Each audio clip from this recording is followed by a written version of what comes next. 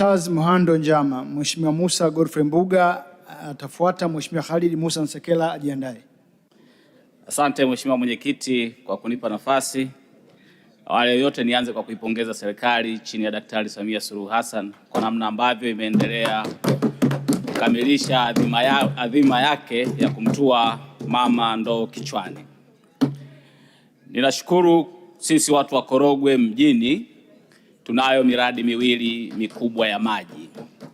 Tunao mradi wa miji 28 ambao mradi huu ni tegemeo kubwa na tumaini lililojaa kwa wananchi wa jimbo la Korogwe mjini kwamba sasa tunakwenda kusahau changamoto ya maji Korogwe mjini. Lakini pia tunao mradi wa Ndemaha. Mradi huu nao utakwenda kutusaidia kuongeza wingi wa maji katika jimbo letu.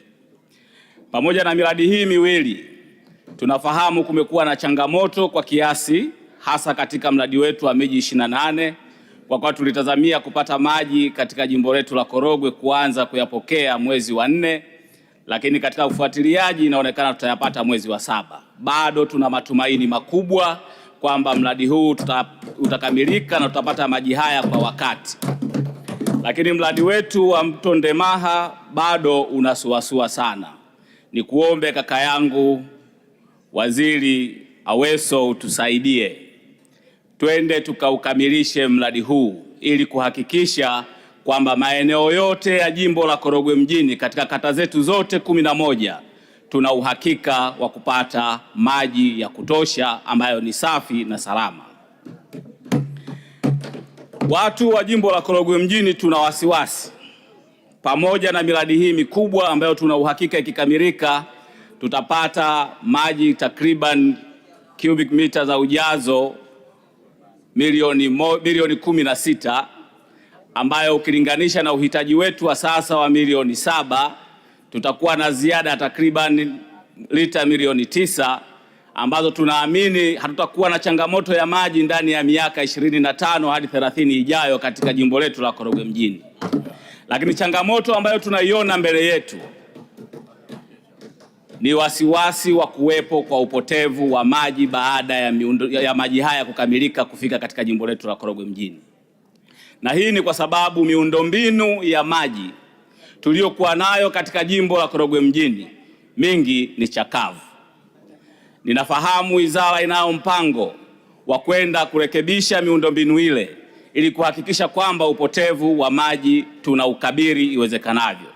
Nikusihi Mheshimiwa Waziri pamoja na timu yako tukaweke kipaumbele katika kukarabati miundombinu hii ili maji yatakapofika katika eneo hasa ya miji 28 tusiwepo na upotevu wa maji katika eneo lile, lakini pia ile nia ya maji kufika kwa wananchi iweze kukamilika. Tusije tukawa tuna maji mengi lakini wananchi wanashindwa kupata maji kwa sababu ya miundombinu ambayo imekuwa chakavu.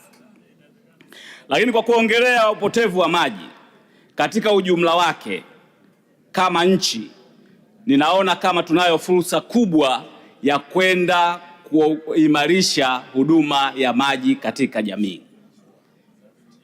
Takwimu zinaonyesha kwamba takriban 35% ya maji yanapotea. Ukiyaquantify katika pesa ni takriban bilioni 240. Ukiangalia bajeti yetu ya mwaka huu ambayo ni 1.12 trillion, kiasi hiki kinachopotea ni karibia 22% ya bajeti ambayo tunaenda kuipitisha mwaka huu. Maana yake ni nini? Kwanza, hatuwezi kurudisha gharama za uzalishaji wa maji ambazo tunazitumia. Ukiangalia kwa hii 35% inayoongelewa ya upotevu, kama ni sahihi, maana yake ni kwamba katika kila shilingi 100 ambayo unaitumia kuzalishia maji, shilingi 35 zinapotea njiani. Kwa hiyo tukiweza kwenda kukabiliana vizuri na changamoto ya upotevu wa maji, tuna uwezo wa kuipunguzia serikali mzigo wa kuendelea kuingiza pesa katika bajeti hii na wizara hii ikawa na vyanzo vya kuweza kuisaidia kufandi bajeti yake. Kwa hiyo ni kuombe Mheshimiwa Waziri, na nimeona namna ambavyo umekuwa mkali katika eneo hili la upotevu wa maji, na umeleta transformation nyingi katika wizara hii ya maji. Naamini na hili tunao uwezo wa kwenda kulikabili. Baada ya kusema hayo, niunge mkono hoja na ninakushukuru tena Mheshimiwa Mwenyekiti kwa nafasi. Asante.